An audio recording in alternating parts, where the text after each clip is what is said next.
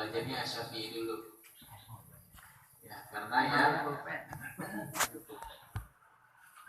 yang paling mayoritas di Asia Tenggara adalah bermazhab Asy-Syafi'i.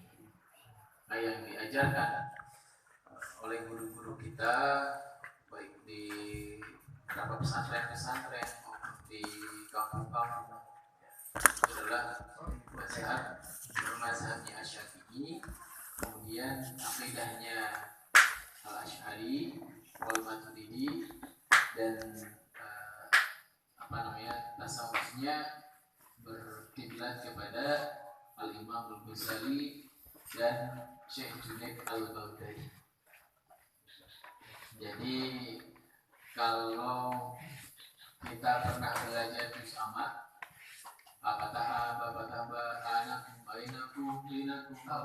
itu namanya metode Baghdadi. Metodenya metode Baghdadi. Karena pengarangnya itu dari sana, dari Baghdad. Kalau yang biasa kita baca Iqra, karangannya Kiai Haji As'ad Umam. Kalau ada yang lain lagi namanya metode Umi yang baru ya, ada ya. Metode Umi. Abi belum ada ya? Nanti insyaallah Pak Heru nanti. Metode Abi. Metode Abi. Jadi banyak metode, tapi insyaallah tujuannya adalah sama. Baik, kita mulai. Siap dimulai ya? Siap. Karena malam ini insyaallah keluar ya. Udah habis. Ngapain bawa buku?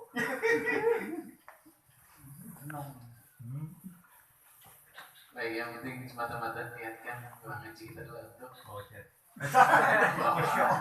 ya, kalau mau ngajak nanti bonusnya. Syukur-syukur semuanya dapat. Amin. Ilmunya, ngajitnya. Nah, kita lanjutkan, yaitu kitab Safinah An-Najah karangan Syekh Al-Alama Syekh Al-Hadrami, Syekh Salim bin Sumair Al-Hadrami, wa nafa'ana bihi wa bi ulumihi amin.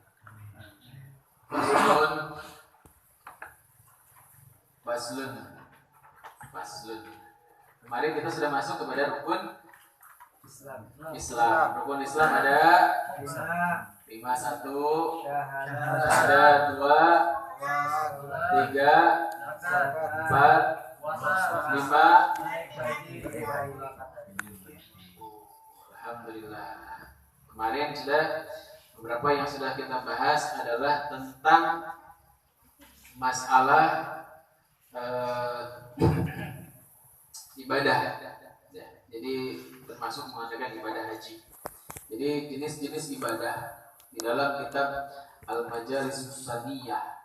Kemarin sudah ada yang menulis ibadah yang pertama adalah ibadah qalbiyah.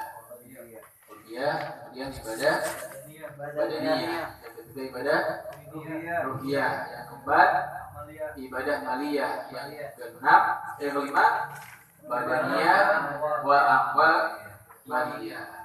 Jadi jenis-jenis ibadah. Kita masuk faslun arkanul iman. Faslun hiji fasal arkan pirang-pirang perkara rukun iman sitatun aya genep antuk minu billah kahiji iman ka Allah Subhanahu wa taala wa malaikatihi, jeung kadua ngimankeun ka pirang-pirang malaikat Allah, wa kutubihi jeung katilu ngimankeun kana kitab-kitabna Allah, wa rasulihi jeung kaopat ngimankeun ka pirang-pirang utusan Allah, wa bil yaumil akhir jeung kalima ngimankeun ka poe akhir, wa bil qadari khairihi wa syarrihi minallahi ta'ala, jeung kagenep ngimankeun ka papastian ieu asal muasalna jeung akhirna, wa syarrihi jadi ketentuan baik dan tidak baiknya minallah di Gusti Allah Subhanahu wa taala. Baik, kita bahas satu persatu. Faslun, salah satu fasal arkanul iman, rukun iman. Rukun iman ada sittah. Sittah itu adalah 6. Ya, antuminu billah. Yang pertama iman kepada Allah Subhanahu wa ta'ala. Sebelum kita masuk iman itu apa sih? Saya yakin. Yakin nggak? Yakin. Jadi iman yakin? Yakin nggak? Yakin. Jadi kalau ada orang bilang, antum percaya nggak? Ana iman, weh. Kira-kira nyambung nggak? Jadi iman itu tasdiqum bil qalbi, tasdiqum bil qalbi. Kemudian iqrarum bil lisan, kemudian amalum bil arkan. Tasdiqum bil qalbi, iqrarum bil lisan, amalum bil arkan. Iman itu adalah tasdiqum bil qalbi, dibenarkan dan diyakinkan dengan hati. Pertama, namanya iman. Yang kedua adalah iqrarum bil lisan. Setelah yakin dalam hati diucapkan iqrarum bil lisan, diucapkan dengan lisan. Yang ketiga adalah amalum bil arkan. Amalum bil arkan itu diamalkan dengan perbuatan. Itu namanya iman. Jadi iman itu kategorinya 3. Kalau kita meyakinkan sesuatu, kemudian keyakinan itu diucapkan oleh kita, dan yang ketiga adalah dilakukan dengan itu. Contoh misalnya tentang iman itu, di antaranya adalah misalnya, yakin nggak bisa bawa motor? Yakin. Dalam hati udah yakin, karena udah bisa belajar. Yakin bisa bawa motor? Yakin. Diucapin, saya bisa bawa motor. Dilakuin, nyalain motor, ngegas, selesai. Itu namanya iman. Diibaratkan iman seperti itu. Jadi tasdiqum bil qalbi, namanya itu iqrarum bil lisan, amalum bil arkan. Diyakinkan, dibenarkan di dalam hati, melalui hati, diucapkan lewat lisan, kemudian diamalkan, melakukan pengamalan dengan perbuatan. Ya, baik. Kita masuk kepada iman kepada Allah Subhanahu wa ta'ala. Ya. Kalau di pertama adalah rukun iman, yang pertama adalah iman kepada Allah Subhanahu wa ta'ala. Kalau kita belajar ilmu tauhid, ya, tentang keimanan kepada Allah, tentang keesaan Allah Subhanahu wa ta'ala, yang berakidahnya Asy'ariyah Al-Maturidiyah, yang sempat beberapa waktu yang lalu itu sempat diramaikan bahwa aliran Asy'ariyah itu sesat. Jadi ada beberapa ulama mengatakan bahwa Asy'ariyah itu sesat karena menyatakan bahwa Allah itu beristiwa. Jadi beristiwa itu isti'alah, jadi tidak bertempat. Kita meyakini bahwa Allah itu tidak bertempat. Jadi dalam kalimatnya Ar-Rahman 'alal 'arsy istawa, Allah itu beristiwa, ya sudah istiwa saja, bukan bertempat. Jadi artinya kan Ar-Rahman 'alal 'arsy istawa, Allah itu beristiwa. Kalau dalam bahasa Indonesia itu bersemayam, ada yang mengatakan bersemayam di atas arasy. Itu bersemayam itu kan berarti bertempat. Ini yang tidak membolehkan kita sebagai punya akidah Asy'ariyah, jangan sampai meyakinkan bahwa Allah itu memiliki tempat. Gitu. Setiap perkara yang membutuhkan tempat berarti makhluk. Ada yang nggak butuh tempat. Makhluk mana yang nggak butuh tempat? Gitu. Karena laisa kamitslihi syai'. Nggak ada yang menyerupai dengan Allah. Manusia butuh tempat tinggal, butuh rumah, butuh pakaian misalnya. Allah mah nggak butuh itu. Allah mah tidak butuh itu. Artinya Allah itu tidak bertempat. Jadi kalau kalimatnya Ar-Rahman 'alal 'arsy istawa, ya sudah, Allah itu beristiwa. Istiwa seperti ini dengan caranya Allah. Gitu, dengan caranya Allah.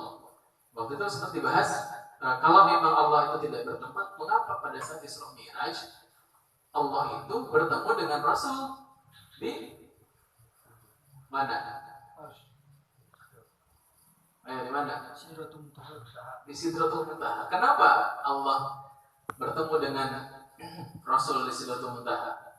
Subhanalladzi asra bi yadihi lailan minal masjidil haram ila masjidil aqsa. Jadi itu satu perjalanan yang memang kalau kita sebagian orang dengan bantahan itu bingung juga. Benar juga ya. Kalau emang Allah nggak butuh tempat, kenapa ketemu sama Rasul di Sidratul Muntaha? Berarti Allah butuh tempat.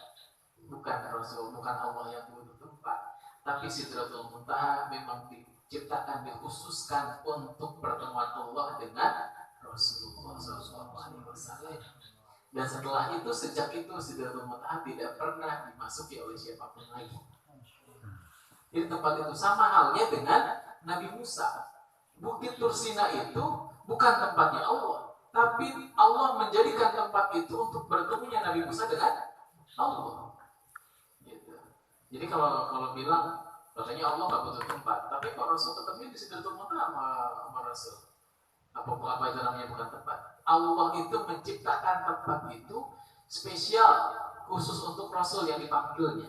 Jangankan Rasul yang lain, malaikat pun ketika akan masuk ke Sidratul Muntaha, beliau menolak.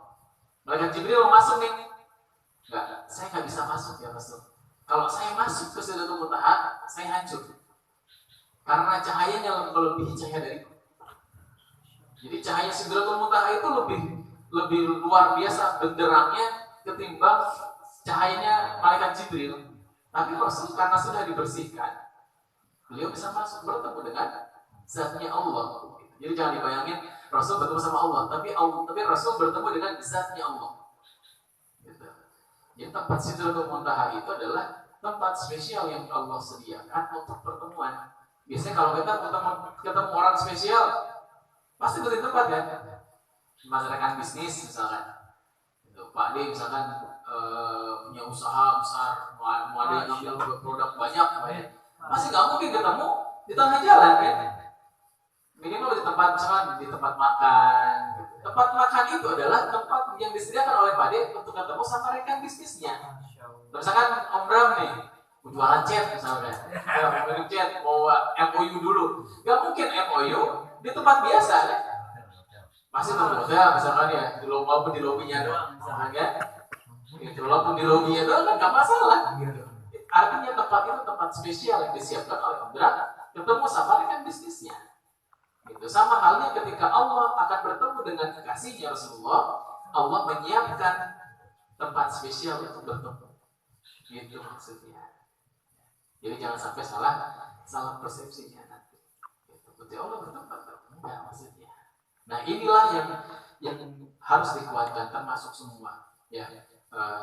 Rekan-rekan guru-guru kita juga mengadakan hal yang sama. Maka waktu di masjid itu agenda DKM adalah untuk menyamakan mulailah untuk mau sholat mau pakai bismillah atau enggak pakai kunut enggak atau enggak masalah gitu.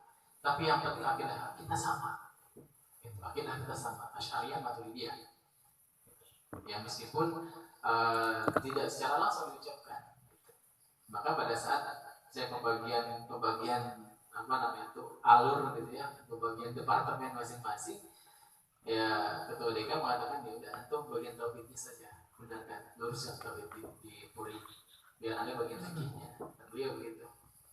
Ya, makanya saya ambil ilmu tauhid pertama kali untuk menjelaskan bahwa akidah kita di Puri Araya itu adalah akidah Asy'ariyah Al-Maturidiyah. Nah kemudian kita masuk iman kepada Allah Subhanahu wa taala dengan mengimani sifat-sifat yang wajib diketahui oleh orang Islam. Ada berapa sifat wajib? Sifat wajib yang wajib diketahui sifat 20. Apa? Insyaallah. Coba. Wujud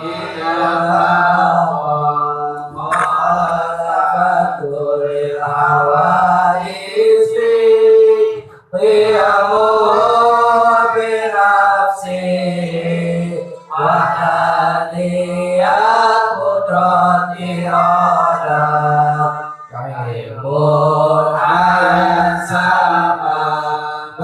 wakalan qadiran wa